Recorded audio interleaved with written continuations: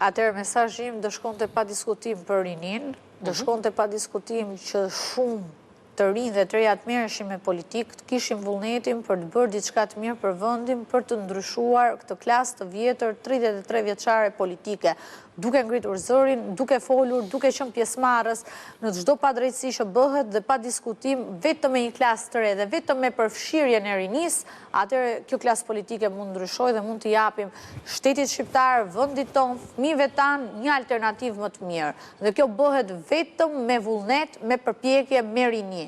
Ndryshimi vjen gjithmonë nga rinia. Rosh. Gerda? Apo i fundit? Gerda. Me thënë drejtën, ne jemi në muajin e Ramazanit dhe natyrisht që mesazhet duhet të jenë shumë pozitive dhe njerëzit ta duan sa më shumë njëri tjetrin, sepse i kemi arritur në ato që njerëzit po e shqyen njëri tjetrin. Dhe unë mendoj që në Shqipëri fenomeni korrupsionit është fenomeni që po lakohet shumë. Megjithatë ne si shqiptar nganjëherë e duam, e admirojmë Hajdutin kur ja del mban, por në fakt Konica ka thënë një gjë shumë të mirë dhe duhet ta themi që me të vërtet kohën mund ta përdorin maskarenjë, por adeu është i shqiptarëve. Dhe e më e mira është që shqiptarët Shqipërinë nuk i bëjnë keq njerëzit e këqinj, por akoma më keq e bëjnë njerëzit e mirë që heshtin. Kështu që sa më shumë reagim dhe aq më shumë. Unë nuk do ma censuroni këtë që i thame. Do ma e bi fjallin. Je live, mërë, që censuroni. Unë do i bëj thirrje kryeministrit, do i bëj thirrje ministrit të arsimit dhe sportit, do i bëj thirrje dhe rinis.